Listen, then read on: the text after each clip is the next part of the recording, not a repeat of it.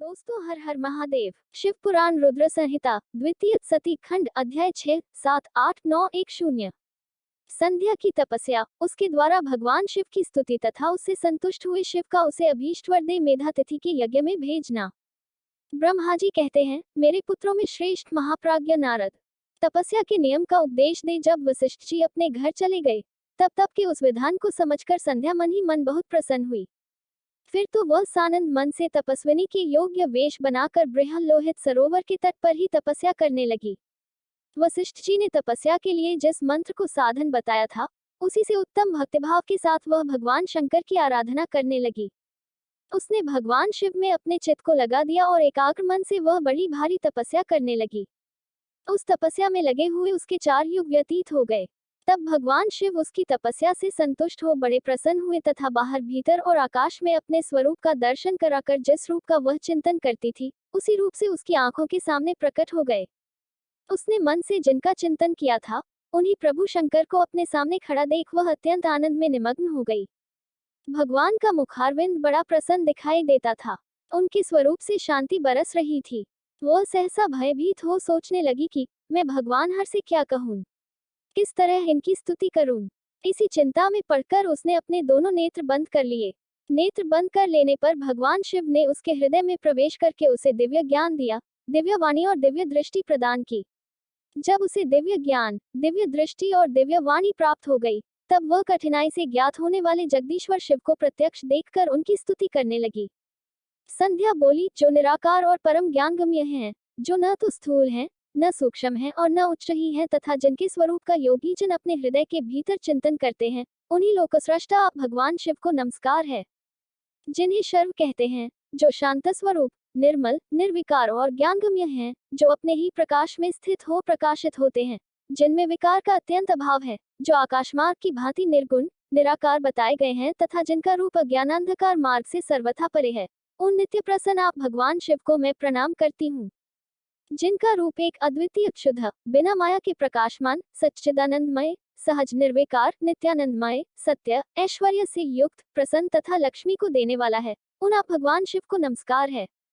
जिनके स्वरूप की ज्ञान रूप से ही उद्भावना की जा सकती है, जो इस जगत से सर्वथा भिन्न है एवं सत्व प्रधान, ध्यान के योग्य, आत्मस्वरूप, सारभूत, सबको पार लगाने वाला तथा पवित्र वस्तुओं में भी परम पवित्र है, उन आप महेश्वर को मेरा नमस्कार है।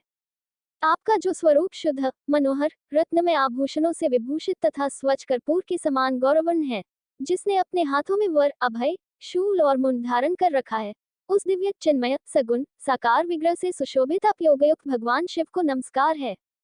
आकाश, पृथ्वी, दिशाएं, जल, तेज तथा काल, ये जिनके रूप हैं, उन आप परमेश्वर को नमस्कार है। संध्योवाच, निराकार ज्ञानगम्यम पर्यन्नैव स्थूलम नापि सूक्ष्म न चोचम अंतश्चिंत्यम योगिभिस्तस्य रूप तस्मै तुभ्यं लोककर्त्रे नमोस्तु। शर्व शांतम निर्मलम निर्विकार ज्ञानागम्यम खाद्वप्रख्यम ध्वान्तमार्गात् परस्ताद् यस्य त्वा नमामि प्रसन्नम। एकम शुद्धम दीप्यमान विनाजा चिदानंद सहजम चाविकारी नित्यानंद सत्यभूत प्रसन्न यस्य श्रीधर रूपमस्मै नमस्ते। विद्याकारोद्भावनीयम प्रभ्यन सत्त्वछंद ध्येयमात्मस्वरूपम सार पार पावनाना पवित्रम तस्मै रूप यस्य चैव नमस्ते। यत्वाकार शुद्धरूप मनोज्ञम रत्नाकल स्वच्छ कर्पूरगौरम इष्टाभीति शूल मुंडे दधान हस्तैर्मो योगयुक्ताय तुभ्यम गगन भूर्दिशश्च सलिलम ज्योतिरेव च पुनः कालश्च रूपाणि यस्य तुभ्यम नमोस्तु ते। शिव पुराण रुद्र संहिता 12-17। प्रधान प्रकृति और पुरुष जिनके शरीर रूप से प्रकट हुए हैं, अर्थात वे दोनों जिनके शरीर हैं, इसीलिए जिनका यथार्थ रूप अव्यक्त बुद्धि आदि से परे है, उन भगवान शंकर को बारंबार नमस्कार है। जो ब्रह्मा होकर जगत की सृष्टि करते हैं, जो विष्णु होकर संसार का पालन करते हैं तथा जो रुद्र होकर अंत में इस सृष्टि का संहार करेंगे, उन्हीं आप भगवान सदाशिव को बारंबार नमस्कार है। जो कारण के भी कारण हैं, दिव्य अमृत रूप ज्ञान तथा अनिमा आदि ऐश्वर्य प्रदान करने वाले हैं, समस्त लोकांतरों का वैभव देने वाले हैं, स्वयं प्रकाश स्वरूप हैं तथा प्रकृति से भी परे हैं, उन परमेश्वर शिव को नमस्कार है, नमस्कार है। यह जगत जिनसे भिन्न नहीं कहा जाता, जिनके चरणों से पृथ्वी तथा अन्यान्य अंगों से संपूर्ण दिशाएं, सूर्य, चंद्रमा, कामदेव एवं अन्य देवता प्रकट हुए हैं और जिनकी नाभि से अंतरिक्ष का आविर्भाव हुआ है, उन्हीं आप भगवान शंभु को मेरा नमस्कार है। प्रभो, आप ही सबसे उत्कृष्ट परमात्मा हैं, आप ही नाना प्रकार की विद्याएं हैं, आप ही हर संहार करता है, आप ही सदब्रह्म तथा परब्रह्म हैं, आप सदा विचार में तत्पर रहते हैं, जिनका न आदि है, न मध्य है और न अंत ही है, जिनसे सारा जगत उत्पन्न हुआ है तथा जो मन और वाणी के विषय नहीं है, उन महादेव जी की स्तुति मैं कैसे कर सकूंगी। तारांकन प्रधान पुरुषो यस्य कायत्वेन विनिर्गतो तस्मात् व्यक्तरूपाय शंकर नमो नमः। यो ब्रह्मा कुरुते सृष्टि यो विष्णु कुरुते स्थितिम संहृष्यति यो रुद्रस्तस्मै तुभ्यं नमो नमः। नमो नमः कारण कारणाय दिव्यामृत ज्ञान विभूतिदाय समस्त लोकांतर्भूतिदाय प्रकाश रूपाय परात्प्राय यस्यापनो जगदुच्यते पदात्क्षितिर्दिशः सूर्य इंदुर्मनोजः बहिर्मुखा नाभितश्चान्तरिक्ष तस्मै तुभ्यं शंभवे मे नमोस्तु। त्वपरः परमात्मा च त्वविद्या विविधाहरः सदब्रह्म च परब्रह्म विचारण परायणः यस्य नादिर्न मध्यम च नान्तमस्ति जगद्यतः तत्स्तोष्यामि तम देवान्मनसे गोचरम। शिव पुराण रुद्र संहिता 18-23। ब्रह्मा आदि देवता तथा तपस्या के धनी मुनि भी जिनके रूपों का वर्णन नहीं कर सकते, उन्हीं परमेश्वर का वर्णन अथवा स्तवन मैं कैसे कर सकती हूँ। प्रभो, आप निर्गुण हैं, मैं मूढ़ स्त्री आपके गुणों को कैसे जान सकती हूँ। आपका रूप तो ऐसा है जैसे इंद्र सहित संपूर्ण देवता और असुर भी नहीं जानते हैं। महेश्वर, आपको नमस्कार है। तपो में, आपको नमस्कार है। देवेश्वर शंभो, मुझ पर प्रसन्न होइए, आपको बारंबार मेरा नमस्कार है। यस्य ब्रह्मादयो देवा मुनयश्च तपोधनाः न विपृण्वन्ति रूपाणि वर्णनीय कत्समे स्त्रिया मया ते किङ्गया निर्गुणस्य गुणाः प्रभो नैव जानन्ति यद्रूपसेन्द्र अपि सुरासुराः। नमस्तुभ्यं महेशान नमस्तुभ्यं तमो में प्रसीद शंभो देवेश भूयो भूयो नमोस्तुते। 24-26। ब्रह्मा जी कहते हैं, नारद, संध्या का यह स्तुतिपूर्ण वचन सुनकर उसके द्वारा भले भांति प्रशंसित हुए भक्तवत्सल परमेश्वर शंकर बहुत प्रसन्न हुए। उसका शरीर वल्कल और मृगचर्म से ढका हुआ था, मस्तक पर पवित्र जटाजूट शोभा पा रहा था। उस समय पाले के मारे हुए कमल के समान उसके कुम्हलाए हुए मुंह को देखकर भगवान हर दया से द्रवित हो उससे इस प्रकार बोले। महेश्वर ने कहा, भद्रे, मैं तुम्हारी इस उत्तम तपस्या से बहुत प्रसन्न हूँ। शुद्ध बुद्धि वाली देवी, तुम्हारे इस स्तवन से भी मुझे बड़ा संतोष प्राप्त हुआ है। अतः इस समय अपनी इच्छा के अनुसार कोई वर मांगो, जिस वर से तुम्हें प्रयोजन हो तथा जो तुम्हारे मन में हो, उसे मैं यहाँ अवश्य पूर्ण करूंगा। तुम्हारा कल्याण हो। मैं तुम्हारे व्रत नियम से बहुत प्रसन्न हूँ। प्रसन्नचित महेश्वर का यह वचन सुनकर अत्यंत हर्ष से भरी हुई संध्या उन्हें बारंबार प्रणाम करके बोली, महेश्वर, यदि आप मुझे प्रसन्नतापूर्वक वर देना चाहते हैं, यदि मैं वर पाने के योग्य हूँ, यदि पाप से शुद्ध हो गई हूँ तथा देव, यदि इस समय आप मेरी तपस्या से प्रसन्न हैं तो मेरा मांगा हुआ यह पहला वर सफल करें। देवेश्वर, इस आकाश में पृथ्वी आदि किसी भी स्थान में जो प्राणी हैं, वे सबके सब जन्म लेते ही कामभाव से युक्त न हो जाएं। नाथ, मेरी सकौम दृष्टि कहीं न पड़े। मेरे जो पति हों, वे भी मेरे अत्यंत सुहृद हों। पति के अतिरिक्त जो भी पुरुष मुझे सकाम भाव से देखे, उसके पुरुषत्व का नाश हो जाए, वह तत्काल नपुंसक हो जाए। निष्पाप संध्या का यह वचन सुनकर प्रसन्न हुए भक्तवत्सल भगवान शंकर ने कहा, देवी संध्ये, सुनो। भद्रे, तुमने जो वर मांगा है, वह सब तुम्हारी तपस्या से संतुष्ट होकर मैंने दे दिया। प्राणियों के जीवन में मुख्यतः 4 अवस्थाएं होती है। पहली शैशवावस्था, दूसरी कौमारावस्था, तीसरी यौवनावस्था और चौथी वृद्धावस्था। तीसरी अवस्था प्राप्त होने पर देहधारी जीव काम भाव से युक्त होंगे। कहीं कहीं दूसरी अवस्था के अंतिम भाग में ही प्राणी सकौम हो जाएंगे। तुम्हारी तपस्या के प्रभाव से मैंने जगत में सकाम भाव के उदय की यह मर्यादा स्थापित कर दी है, जिससे देहधारी जीव जन्म लेते ही कामासक्त न हो जाएं। तुम भी इस लोक में वैसे दिव्य सत्यभाव को प्राप्त करो, जैसा तीनों लोकों में दूसरी किसी स्त्री के लिए संभव नहीं होगा। पानी ग्रहण करने वाले पति के सिवा जो कोई भी पुरुष सकौम होकर तुम्हारी ओर देखेगा, वह तत्काल नपुंसक होकर दुर्बलता को प्राप्त हो जाएगा। तुम्हारे पति महान तपस्वी तथा दिव्य रूप से संपन्न एक महाभाग महर्षि होंगे, जो तुम्हारे साथ 7 कल्पों तक जीवित रहेंगे। तुमने मुझसे जो वर मांगे थे, वे सब मैंने पूर्ण कर दिए। अब मैं तुमसे दूसरी बात कहूंगा, जो पूर्वजन्म से संबंध रखती है। तुमने पहले से ही यह प्रतिज्ञा कर रखी है कि मैं अग्नि में अपने शरीर को त्याग दूंगी। उस प्रतिज्ञा को सफल करने के लिए मैं तुम्हें एक उपाय बताता हूँ, उसे निस्संदेह करो। मुनि व मेधा तिथि का एक यज्ञ चल रहा है, जो 12 वर्षों तक चालू रहने वाला है। उसमें अग्नि पूर्णतया प्रज्वलित है। तुम बिना विलंब किए उसी अग्नि में अपने शरीर का उत्सर्ग कर दो। इसी पर्वत की उपत्यका में चंद्रभागा नदी के तट पर तापसाश्रम में मुनि व मेधातिथि महायज्ञ का अनुष्ठान करते हैं। तुम स्वच्छंदतापूर्वक वहां जाओ, मुनि तुम्हें वहां देख नहीं सकेंगे। मेरी कृपा से तुम मुनि की अग्नि से प्रकट हुई पुत्री होगी। तुम्हारे मन में जिस किसी स्वामी को प्राप्त करने की इच्छा हो, उसे हृदय में धारण कर उसी का चिंतन करते हुए तुम अपने शरीर को उस यज्ञ की अग्नि में होम दो। संध्ये, जब तुम इस पर्वत पर 4 युगों तक के लिए कठोर तपस्या कर रही थी, उन्हीं दिनों उस चतुर्युगी का सत्ययुग बीत जाने पर त्रेता के प्रथम भाग में प्रजापति दक्ष के बहुत सी कन्याएं हुई। उन्होंने अपनी उन सुशीला कन्याओं का विवाह उन्होंने चंद्रमा के साथ किया। चंद्रमा अन्य सब पत्नियों को छोड़कर केवल रोहिणी से प्रेम करने लगे।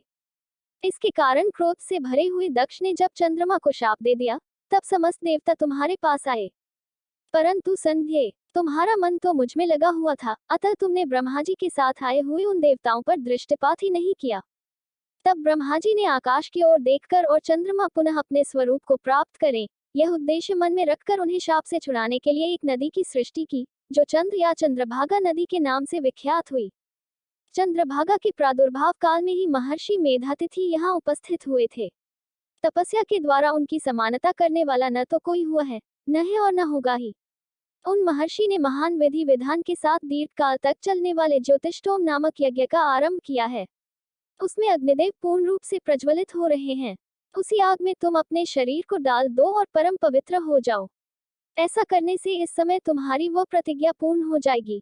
इस प्रकार संध्या को उसके हित का उपदेश देकर देवेश्वर भगवान शिव वही अंतर्धान हो गए। शिव पुराण रुद्र संहिता द्वितीय सती खंड अध्याय 7-10।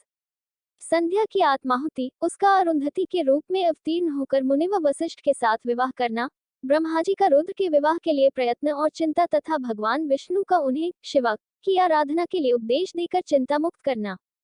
ब्रह्मा जी कहते हैं, नारद, जब वर देकर भगवान शंकर अंतर्धान हो गए, तब संध्या भी उसी स्थान पर गई जहां मुनि मेधातिथि यज्ञ कर रहे थे। भगवान शंकर की कृपा से उसे किसी ने वहां नहीं देखा। उसने उस तेजस्वी ब्रह्मचारी का स्मरण किया जिसने उसके लिए तपस्या की विधि का उपदेश दिया था। महामुने, पूर्व काल में महर्षि वशिष्ठ ने मुझ परमेष्ठी की आज्ञा से एक तेजस्वी ब्रह्मचारी का वेश धारण करके उसे तपस्या करने के लिए उपयोगी नियमों का उपदेश दिया था। संध्या अपने को तपस्या का उपदेश देने वाले उन्हीं ब्रह्मचारी ब्राह्मण वशिष्ठ को पति रूप से मन में रखकर उस महायज्ञ में प्रज्वलित अग्नि के समीप गई। उस समय भगवान शंकर की कृपा से मुनियों ने उसे नहीं देखा। ब्रह्मा जी की यह पुत्री बड़े हर्ष के साथ उस अग्नि में प्रविष्ट हो गई।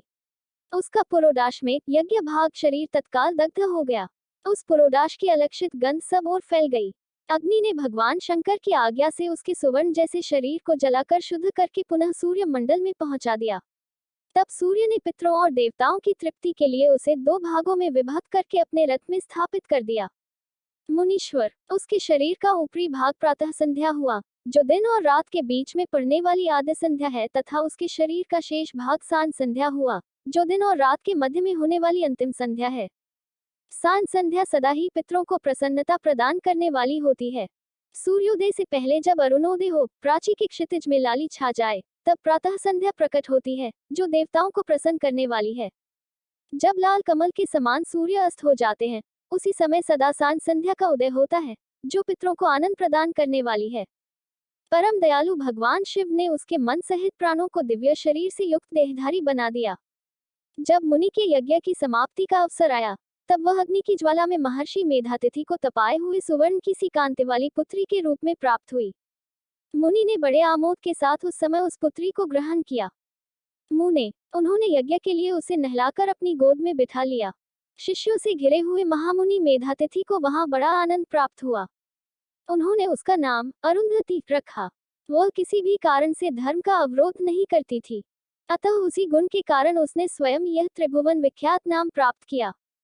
देवर्षि, यज्ञ को समाप्त करके कृतकृत्य हो वे मुनि पुत्री की प्राप्ति होने से बहुत प्रसन्न थे और अपने शिष्यों के साथ आश्रम में रहकर सदा उसी का लालन पालन करते थे।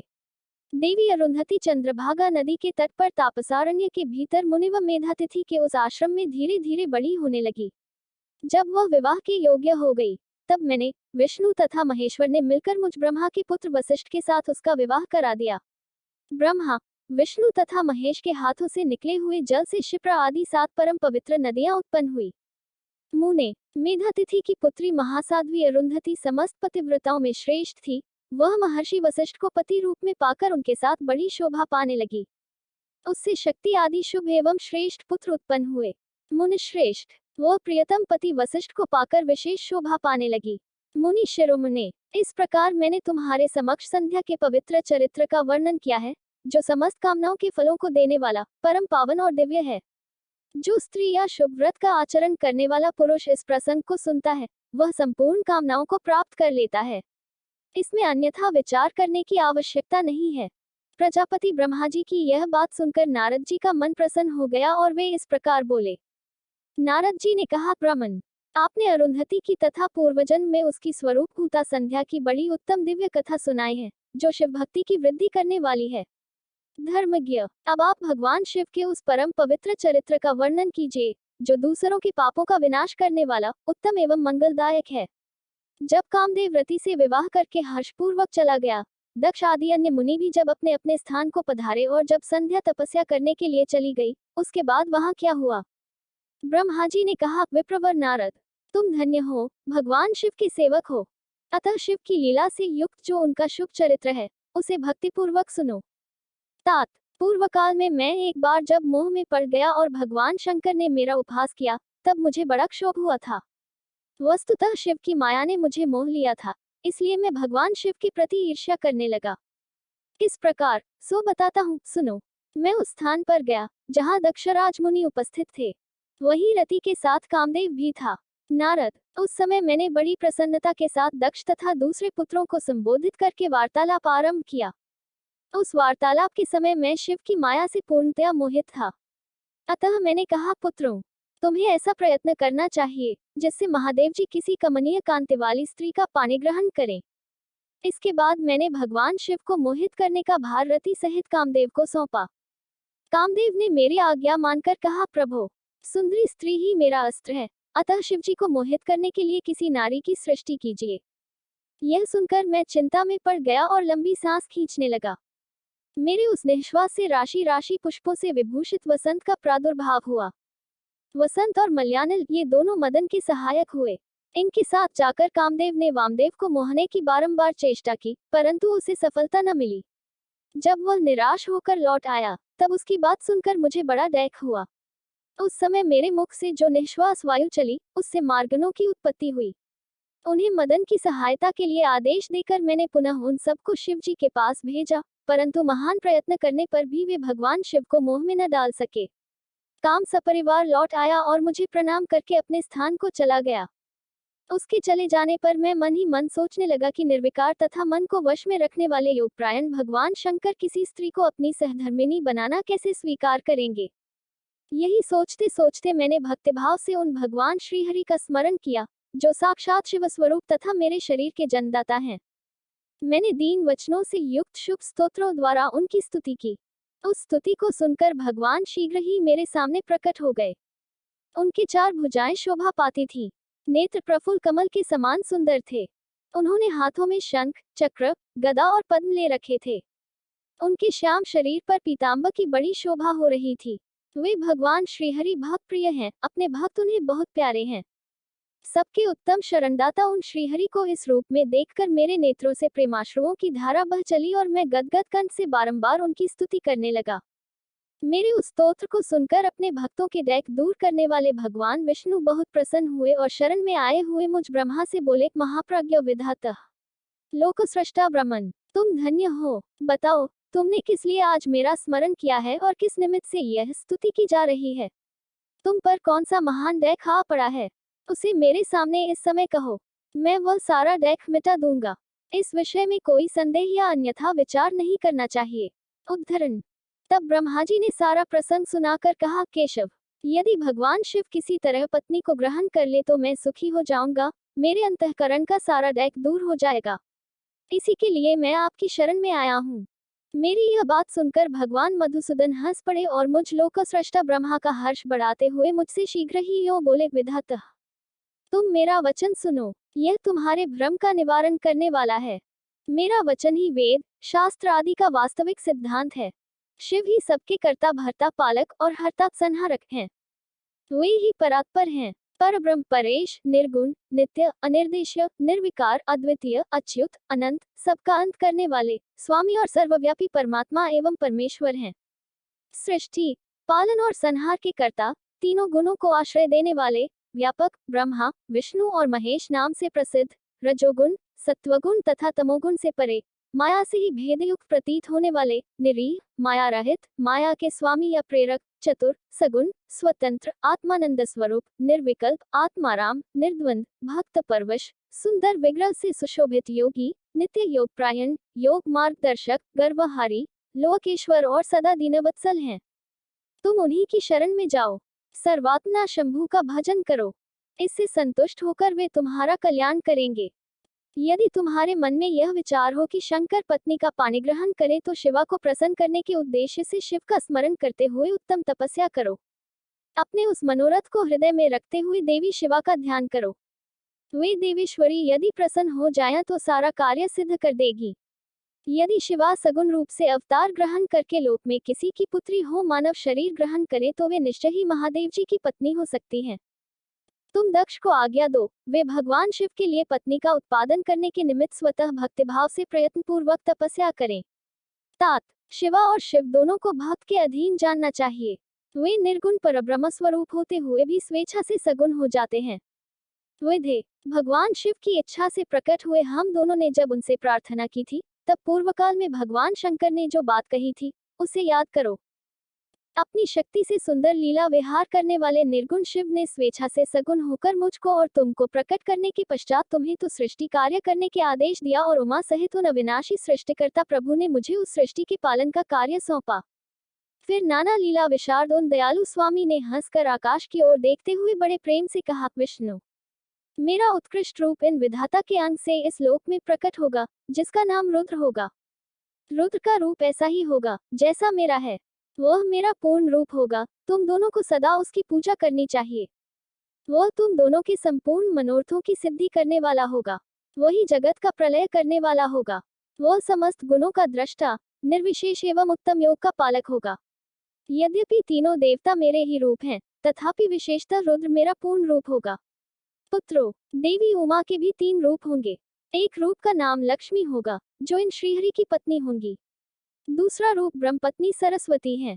तीसरा रूप सती के नाम से प्रसिद्ध होगा। सती उमा का पूर्ण रूप होंगी। वे ही भावी रुद्र की पत्नी होंगी। ऐसा कहकर भगवान महेश्वर हम पर कृपा करने के पश्चात यहाँ से अंतर्धान हो गए और हम दोनों सुखपूर्वक अपने अपने कार्य में लग गए। समय पाकर मैं और तुम दोनों सपत्नीक हो गए और साक्षात भगवान शंकर रुद्र नाम से अवतीर्ण हुए। वे इस समय कैलाश पर्वत पर निवास करते हैं। प्रजेश्वर, अब शिवा भी सती नाम से अवतीर्ण होने वाली हैं, अतः तुम्हें उनके उत्पादन के लिए ही यत्न करना चाहिए। ऐसा कहकर मुझ पर बड़ी भारी दया करके भगवान विष्णु अंतर्धान हो गए और मुझे उनकी बातें सुनकर बड़ा आनंद प्राप्त हुआ। दोस्तों, अगली वीडियो देखने के लिए आप चैनल सब्सक्राइब जरूर करें और लाइक करें और कमेंट करें। हर हर महादेव।